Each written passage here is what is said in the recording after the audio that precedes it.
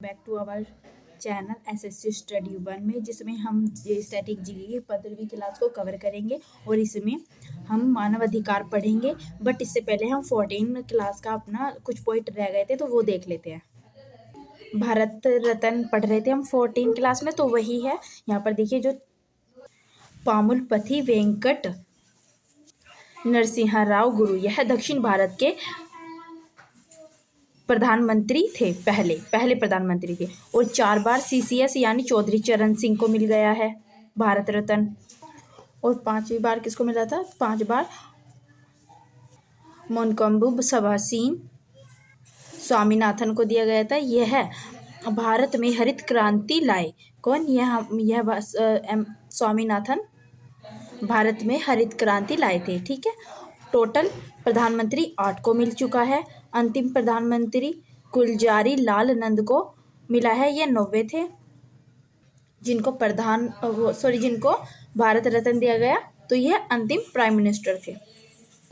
महिलाओं में अब तक 5 को दिया गया है भारत रत्न, राष्ट्रपति में 6 को दिया गया है और मरणोपरांत के बाद 18 को दिया गया है, यानी 18 व्यक्तियों को भारत रत्न दिया गया है मरणोपरांत। ठीक है। 2 विदेशियों को दिया गया है। अब तक टोटल भारत रत्न कितने दिए गए हैं? 53। चलिए अब हम अपनी 15वीं क्लास स्टार्ट करते हैं। यहाँ पर देखिए, मानव अधिकार की सुरक्षा अंतर्राष्ट्रीय कानून द्वारा की जाती है।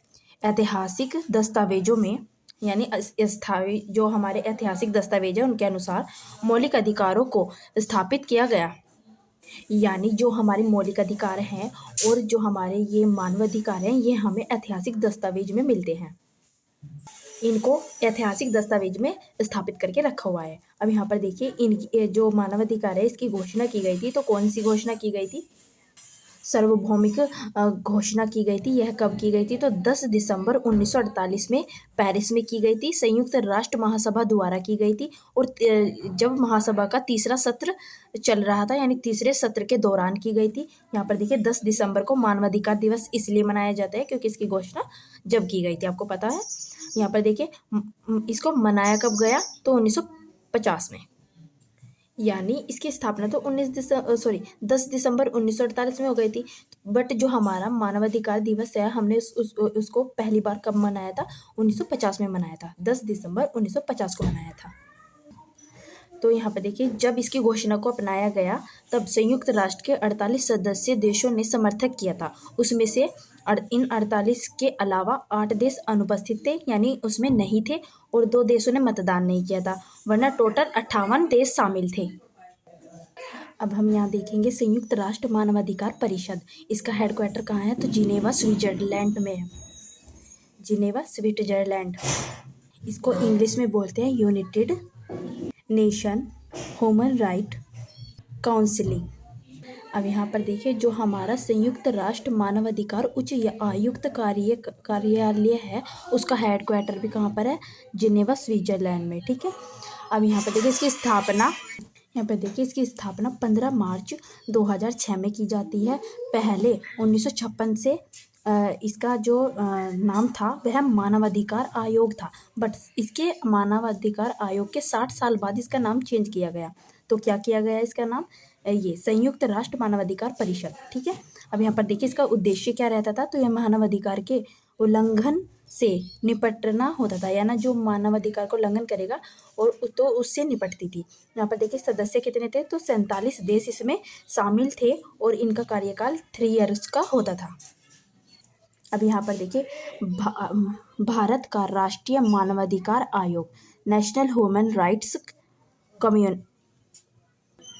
कमीशन, यह एक स्वायत्त विधिक संस्था है। इसकी स्थापना 12 अक्टूबर 1993 में की गई। इसके अध्यक्ष कौन थे? तो न्यायमूर्ति रंगनाथ मिश्रा इसके अध्यक्ष थे। और वर्तमान अध्यक्ष कौन है इसका? न्यायमूर्ति वी राम सुब्रमण्यम। यहाँ पर एक नोट दिया गया है, भारत का सेवानिवृत्त मुख्य न्यायाधीश या सर्वोच्च न्यायालय का सेवानिवृत्त न्यायाधीश ही इसका अध्यक्ष होगा।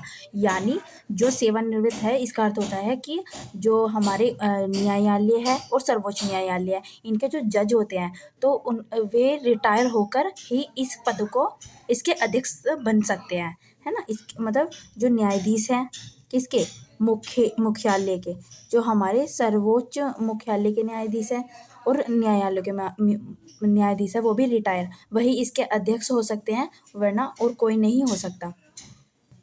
अब इसके सदस्य देखिए, इसमें 5 सदस्य होते हैं और छठा सदस्य इसमें अध्यक्ष होता है। 5 सदस्य, पहले यहाँ पर देखिए, पहले सदस्य किससे लिए जाते हैं। पहला सदस्य इसमें सर्वोच्च न्यायालय के वर्तमान या सेवानियुक्त न्यायालय से न्यायाधीश को लिया जाता है। यानी या तो वो वर्तमान में काम कर रहा हो या वह रिटायर हो। कौन, सर्वोच्च न्यायालय का न्यायाधीश, उसको पहला अध्यक्ष बनाएंगे यहाँ का। फिर दूसरा कहाँ से लिया जाएगा, उच्च न्यायालय का वर्तमान या सेवानिवृत्त यानी रिटायर मुख्य न्यायालय, यानी जो हमारे उच्च न्यायालय का न्यायाधीश है, जो काम कर रहा है, या तो वो रहेगा या वो रिटायर हो चुका है वो रहेगा। बट जो हमारा उच्च न्यायालय होगा उसका मुख्य न्यायाधीश ही हम लेंगे, ठीक है, और बाकी नहीं लेंगे, बस मुख्य वाला ही लेंगे, मुख्य न्यायाधीश। बाकी 3 और कहाँ से लिए जाते हैं, तो इनसे अदर 3 और होते हैं जिनमें एक महिला भी शामिल होती है।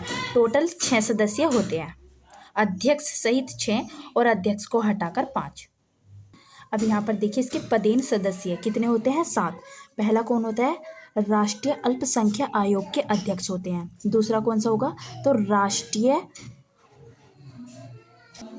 अनुसूचित जाति आयोग यानी एससी के अध्यक्ष को लिया जाता है।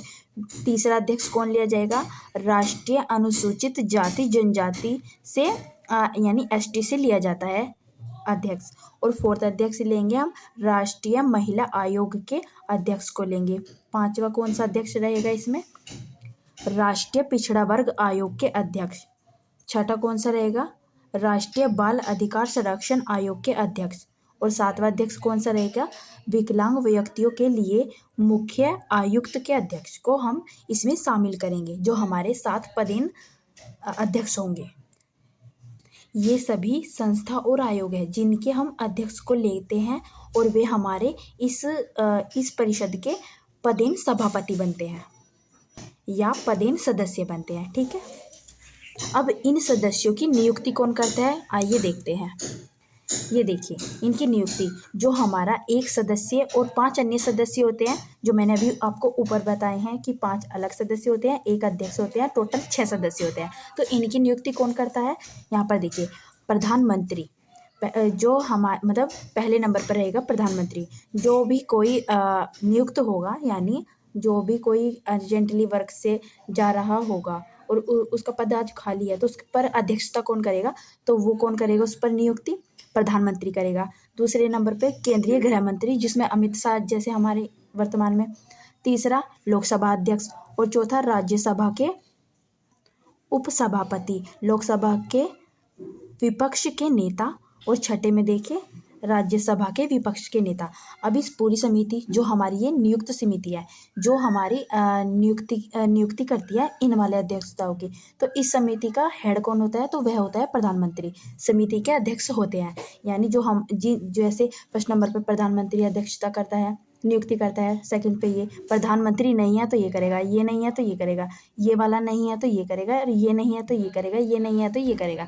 इस तरीके से ये पूरी एक नियुक्ति सभा बन जाती है जिसका अध्यक्ष प्रधानमंत्री होता है। अब इस जो हमारी अध्यक्ष परिषद है, इसमें जो हमारे अध्यक्ष हैं वे अपना त्यागपत्र किसे देंगे, तो वे अपने त्यागपत्र भारत के राष्ट्रपति को देते हैं, ठीक है। हैशटैग नोट देखिए यहाँ पर, सदस्य ने यानी संसद ने दिया, यानी ये जो मानवाधिकार संरक्षण अधिनियम 1993 की धारा 3 में बताया गया है क्या, कि मानवाधिकार एक सभा होगी, यानी मानवाधिकार एक परिषद होगी और वह किस में कहा गया? वह मानवाधिकार संरक्षण अधिनियम 1993 की धारा 3 में बताया गया है। और ये धारा 3 जो ये अधिनियम है, यह किसने दिया? तो यह संसद ने दिया। इस संसद ने जो ये अधिनियम दिया है, इसके तहत ही मानवाधिकार परिषद का गठन किया गया। अब यहाँ पर देखिए, तो इस अधिनियम में शामिल कौन कौन थे, किस तरीके से थे, अभी हम ये जान लेते हैं। तो इसमें 8 अध्यक्ष थे और इसमें 43 धाराएं हैं। इसको लागू कब किया गया था? तो 28 सितंबर 1993 में इसको लागू किया गया। इसमें धारा 30 है, सॉरी गाइस, धाराएं तो इसमें 43 है, पर जो हमारी धारा 30 है उसमें कहा गया कि मानवाधिकार न्यायालयों की स्थापना होगी। मतलब प्रत्येक राज्य में मानवाधिकार न्यायालयों की स्थापना की जाएगी। यहाँ पर देखिए, इसमें संशोधन वर्ष कौन सा है? 2019 में गृह मंत्री अमित शाह द्वारा इसमें संशोधन किया गया। तो वह संशोधन वर्ष पूछ लिया जाता है, आपको बताना है 2019। अब यहाँ पर देखिए संशोधन में क्या हुआ था। तो यहाँ अध्यक्ष, जो हमारे अध्यक्ष थे, उनके कार्यकाल को बदला गया था। 3 ईयर से उनका जो कार्यकाल था 3 वर्ष का होता था, फिर चेंज करके पहले इसका कार्यकाल 5 ईयर्स का होता था, पर चेंज करके 3 ईयर का कर दिया गया। 3 साल का तो कार्यकाल होगा और 70 वर्ष की आयु में रिटायरमेंट हो जाएगा इसमें। अब ये देखिए, या तो 3 वर्ष पूरे हो जाएंगे या उसकी आयु पूरी हो जाएगी 70 साल की। तो जो पहले होगा इन दोनों में से वही हो जाएगा और उसके बेस पर उसका रिटायरमेंट हो जाएगा, जो अध्यक्ष है। अब यहाँ पर देखिए, उत्तर प्रदेश में 7 अक्टूबर 2002 को राज्य मानवाधिकार आयोग का गठन किया गया। धारा 21 के तहत प्रत्येक राज्य का राज्य मानवाधिकार आयोग का गठन किया जाएगा, यानी प्रत्येक राज्य में होगा, यह धारा 21 में कहा गया है। अब यहाँ पर देखिए, मानवाधिकार की सार्वभौमिक घोषणा में कुल 30 आर्टिकल जोड़े गए थे, यानी 30 आर्टिकल के बारे में बताया गया था। और ये आर्टिकल हमारे संविधान से रिलेटेड बिल्कुल नहीं है, ये सार्वभौमिक घोषणा में कहा गया था और ये इसी के 13 आर्टिकल हैं। इनको आप संविधान वाले आर्टिकल से रिलेट नहीं करेंगे, ठीक है, ये अलग है। अब यहाँ पर देखिए, आर्टिकल 1 में क्या कहा गया था? तो स्वतंत्रता और समानता, जैसे कि पर सबको स्वतंत्रता का हक है और समानता का, आप किसी भी चीज़ के ऊपर किसी भी व्यक्ति में भेदभाव नहीं करेंगे। सेकंड देखिए, भेदभाव निषेध। तीसरा है जीवन और सुरक्षा, यानी सभी को जीने का अधिकार मिलेगा और सभी को समान सुरक्षित रखा जाएगा। कानूनी सहायता, यानी यहाँ पर देखिए 4, दासता का निषेध, यानी आप किसी को बंदी नहीं बना सकते। यातना का निषेध, कानूनी मान्यता, कानून के समक्ष समानता। यहाँ पर देखिए 8, कानूनी उपाय का अधिकार, मनमानी गिरफ्तारी पर रोक, निष्पक्ष सुनवाई, निर्दोषता का सिद्धांत। 12वां है निजता की समानता की आएगा यहाँ पर देखिए 13, आवागमन की स्वतंत्रता, यानी कहीं भी आ जा सकते हैं आप। 14 में रहेगा संरक्षण का अधिकार, राष्ट्र का अधिकार, राष्ट्रीयता का अधिकार होता है, यानी आप खुद के राष्ट्र में रहते हैं, आपको वहाँ की नागरिकता प्राप्त है, या आप इसकी छोड़कर किसी और की भी ले सकते हैं, है ना। 16वें में विवाह का अधिकार, संपत्ति का अधिकार। 18वें में धर्म और विचार की स्वतंत्रता, अभिव्यक्ति की स्वतंत्रता, यानी आपको किसी भी टॉपिक पे कुछ भी बोलने का हक है। यहाँ पर देखिए 20 में सभा और संगठन का अधिकार, यानी आप किसी भी कोई भी सभा कर सकते हैं, 5, 6, 10, 15 इंसानों को बुला के आप सभा कर सकते हैं। उसमें आप अपनी सभा का नाम, गठन कुछ भी कर सकते हैं, बट वो सब कुछ शांतिपूर्वक होगा। सरकार में भागीदारी, यानी जैसे मतदान में होता है ना, तो वोट वगैरह में जैसे नए इंसान उठते हैं, तो आप भी अपना चिन्ह यूज़ कर सकते हैं, उठ सकते हैं। मताधिकार में आपको पूर्ण रूप से अधिकार रहेगा जीतने का, लड़ने का। 22वां देखिए सामाजिक सुरक्षा। 23 में काम का अधिकार, कुछ भी काम करने का अधिकार है आपको। 24 में आराम और छुट्टी का अधिकार, यानी आप कहीं पर भी वर्क कर रहे हैं और आप एक एम्प्लॉय हैं, तो आपको कोई भी 24 घंटे काम नहीं करा सकता, उसमें आपको छुट्टी और आराम का समय ज़रूर दिया जाएगा। यहाँ पर देखिए 25 स्वास्थ्य जीवन स्तर का अधिकार, यानी जिसमें भोजन, वस्त्र, इलाज ये आते हैं, ठीक है। 26वां देखिए, शिक्षा का अधिकार। जिन पे स्टार लग रहा है वो इम्पोर्टेंट है, वो आप मोस्टली याद कर लीजिएगा। 27 में संस्कृति और विज्ञान का अधिकार। 28वें में बताया गया है न्यायपूर्ण व्यवस्था का अधिकार रहेगा। 29 में कर्तव्य और सीमाओं का अधिकार, यानी आपके कुछ कर्तव्य होंगे और कुछ सीमाएं भी होंगी। 30वें में दुरुपयोग निषेध। और आज हमारी क्लास 16-17 होगी, जिसमें हम प्रमुख दिवस को देखेंगे। ये पहले से ही नोट डाउन है, तो मैं आपको करा दूँगी, ठीक है। एंड अगर आपको मेरा वीडियो अच्छा लगता है तो कमेंट, लाइक और सब्सक्राइब कीजिएगा।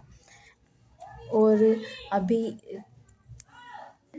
वीडियो अपलोडिंग में टाइम लगता है, अगर इंटरनेट सही से न चलता तो वीडियो अपलोड नहीं हो पाती है, तो उसमें थोड़ा टाइम लगता है। This is process in time taking, so please समझिए। बाकी वंदे मातरम, थैंक यू।